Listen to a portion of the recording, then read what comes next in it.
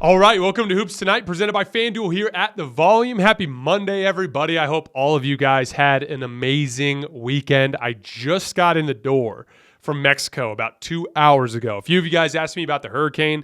Really wasn't much of a factor. One morning was pretty bad, and then after that, the rest of the trip was 2.5 days of the best Mexico weather I have ever experienced. I played some golf, went down to the beach, hung out by the pool, everything you could hope for from a relaxing Mexico vacation. That said, I'm excited to be back and to talk some basketball. Today, we're not going to be starting the power rankings until later this week, but today we're going to be reacting to that Rolling Stones article about Steph Curry and his recruitment of Kevin Durant this summer, at least within his own franchise. A couple of really interesting little quotes in that article that I wanted to briefly touch on. Not going to be going too long today, maybe about 15 minutes. Before we get started, you guys know the drill. Subscribe to the Volume's YouTube channel so you don't miss any more of our videos. Follow me on Twitter at _JasonLT so you don't miss any show announcements. And last but not least, if you missed one of these shows and you can't get back over to YouTube to finish it, you can find them wherever you get your podcasts under Hoops Tonight. And then last little announcement, last day of this blank background, I am going to be hanging all of the artwork tomorrow, so it'll be there for our next show. A little sneak peek, one I'm very, very excited about. And yes, if you're wondering why I'm hanging up a 32-inch poster of a Star Destroyer in high resolution, the answer is because it's awesome. And I'm very excited for you guys to see the final result. So, all right, let's get going. So the synopsis of this article, there are a couple things that were in there that I'm not going to touch on. For instance, Steph made a passing mention to KD and trust issues. I can't speak to that. I don't know any of the details. I do think that what happened with Kyrie is interesting, but I don't necessarily think that's what Steph was referencing. Maybe it was, maybe it wasn't. We don't know. I certainly don't have a good enough feel on that to make a comment. One of the things he touched on that I briefly want to touch on is a quote that he had about KD requesting a trade this summer. He said, quote, "Man, he thinks they're going to go to teams, like if he went to Phoenix, that they're going to be the same team if he's there. They have a little bit of everything, but they would have to deal with the organizational transition to get rid of Jaylen Brown. He's such a pivotal piece if they would have done that," end quote. Curry broke apart his fingertips in an explosion and agreed with Snoop, because apparently he was talking to Snoop Dogg for this part of the interview, that Durant was better off staying with the Nets. Now, if Steph says that he's better off staying with the Nets, I don't necessarily disagree. I mean, in terms of the rosters, Brooklyn does have an interesting roster. I don't have them in my top tier contenders. Big shock. We'll learn more about them when we get to them in the power rankings. That said, I do understand where KD was coming from. I do think there were better basketball situations out there for him. Where I disagree with Steph is he was saying that every team would have to blow themselves up to get KD. That just simply wasn't the truth. I thought the Miami and Phoenix options right up front made no sense because they would have to give up too much. But I thought a New Orleans would have made a lot of sense. If you flipped a Brandon Ingram for KD, they're instantly a contender. If you flip a Zion Williamson for a KD, they're instantly a contender. If with the Toronto Raptors, if you would have flipped a Scotty Barnes and a Fred VanVleet for Kevin Durant, you're instantly a contender. There were teams in there that would have been able to get KD and still provide him with a significantly better basketball situation than what he would have had if he stayed with the Nets. So I did push back a little bit there. Specifically with Boston, like that was just a no-brainer. Like Boston could have given up a player that would have been a great option for Brooklyn to rebuild around, but also have plenty around Durant and Tatum to easily be the most talented team in the league this year. I thought Boston would have been a runaway favorite had they made that trade. So I do disagree with Steph in the sense that I think Kevin Durant did perceive that there were some options out there for him. It just didn't it didn't materialize. So what really happened here is Joe Tsai made a gamble. He gambled that if he effectively passively refused Kevin Durant's request, not by outwardly refusing it, but by just making a ridiculous asking price, he figured he might be able to get KD to recommit, and he did. So it was a gamble that Joe Tsai took, and it paid off. I don't think this necessarily was Kevin Durant misreading the landscape of the league. I disagree with that specifically. But Steph is correct in the sense that there is sometimes in life a tendency to think that the grass is always greener, and I do think that overall ideology makes sense. But Kevin Durant had some real options there. They just didn't materialize because of Joe Tsai, not because of the other teams around the league. And, what's going to be really interesting there is training camp. We're going to be starting training camp with the NBA here, in like 2 weeks? Maybe a little bit less. I can't remember exactly for sure. But the reality is that's everyone's going to be meeting there for Brooklyn. Steve Nash, Sean Marks, Kevin Durant, Kyrie Irving. They all got to come together and make this thing work. And I'm really curious to see how it goes. We're going to be doing our power rankings basically up until preseason games start.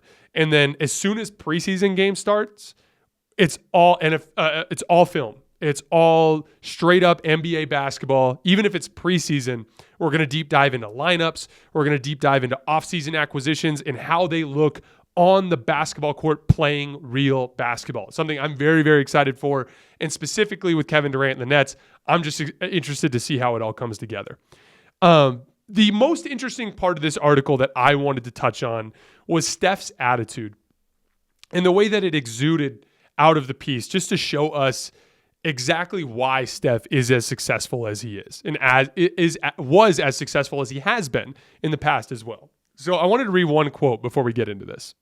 So, quote, "So all those things were true, and it started with me wanting to play with KD at the beginning. Yeah, it's about winning. It's about having fun playing the game of basketball. And that was part of the reaction of, yeah, it'd be amazing. What does that actually mean?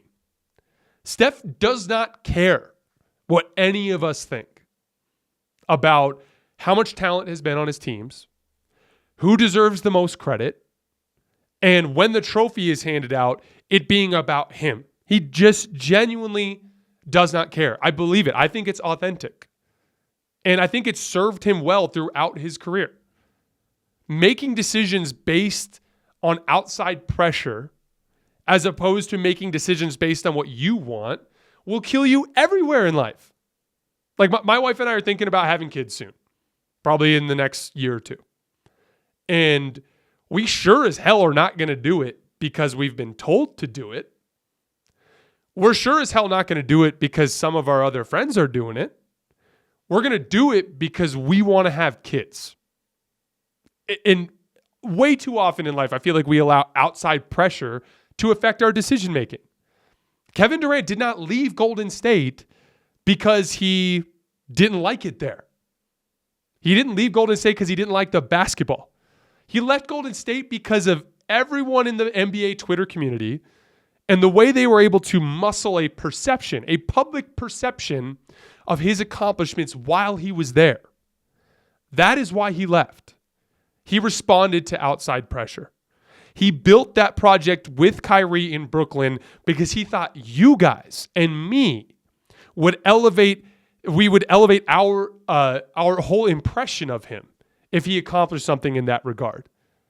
And it's interesting to see how in those two situations, Steph Curry, a player who through his entire career hasn't given a damn what you think, hasn't given a damn what I think, and a player in KD who seemingly caters a lot of his decision-making towards public perception and things along those lines. At least until recently. I think he's been a little bit more open-minded now. Like, I think his trade request was a big middle finger to basketball fans. I really, hey, I want to go because I want to go. Like, who cares? This Brooklyn thing was a mistake. I think KD is authentic now. But in the past, I believe that he cared too much about that. And look at where their paths have diverted. Steph Curry has one Finals MVP. He doesn't give a damn. I think he's the fifth best perimeter player ever since in the modern iteration of basketball since 1980. Like for a ton of basketball fans, for a huge percentage of basketball fans, he's at a minimum a top 10 player of all time. So tell me how much him teaming up with KD has affected his perception. Tell me how much him teaming up with KD has hurt his standing all time in NBA history. Hasn't hurt him a bit. But then KD making decisions based on what people think has actually hurt him in that regard. And I think Steph is such a great example of how authenticity wins. Be exactly who you are. Do exactly what the heck you want to do. And if you're great at it, the rewards will come. regardless of what circumstances change around you. That's why he was willing to partner with Kevin Durant. That's why this summer, again, he was willing to partner with Kevin Durant. He just doesn't care what you think. He just loves playing basketball. I'll read it again. He loves winning, he loves having fun, and he loves playing the game of basketball. How stacked his roster factor into that? Not at all. If anything, it helps him on the winning front. How does teaming up with Kevin Durant hurt him in that regard? It doesn't. And I admire the hell out of him in that regard. LeBron has been my favorite player growing up. Much less so now that I've gotten older. But like when I was younger, like I worshiped the dude. And he got me to fall in love with the game of basketball. And I think his attempts to inauthentically control the narrative of situations has hurt him in the long run. There is an army. I venture to guess half of you who will watch this video dislike LeBron to some extent. You know, maybe 75% of you respect him as a basketball talent, but a good half of you probably dislike him. And I guarantee you one of the main reasons why you do is that. Him trying to tell you what happened instead of trusting you to be able to figure out on your own what happened just by watching. And that was my big takeaway from that article. I really appreciated seeing Steph just reminding everybody why he wins. And it's because there's an order of operations: winning, basketball, fun. That's it. Don't care about anything else. And that's why he is where he is. On a final note, I do think that for the Warriors in particular, that specific trade idea, trying to flip, call it, Wiggins and Poole or something, whatever the deal would have been, and probably would have included Wiseman, Kuminga, and Moody, if not more. I do think that for the Warriors in particular, they were the one team it made sense to hold off, and I'm glad that they did. And the main reason why is because of continuity. This team, throughout its existence, this era, from call it 2003, when Steph really started to take off, 2013, when Steph really started to take off to now. In this era, it's always been Steph, Clay, Dre. And since 2015, it's been Steph, Clay, Dre, and Steve Kerr. And that dynamic is one of their biggest advantages over the rest of the league. To be clear, I won't reveal where they are in my power rankings. If they had Kevin Durant, I'd still have them very close to the top. But having the continuity, having the depth that they have, I think serves them well. Steph said in the piece, I don't have the quote in front of me, but Steph said in the piece that he felt confident that if they brought everybody back, that they had enough to get it done. And he's absolutely right.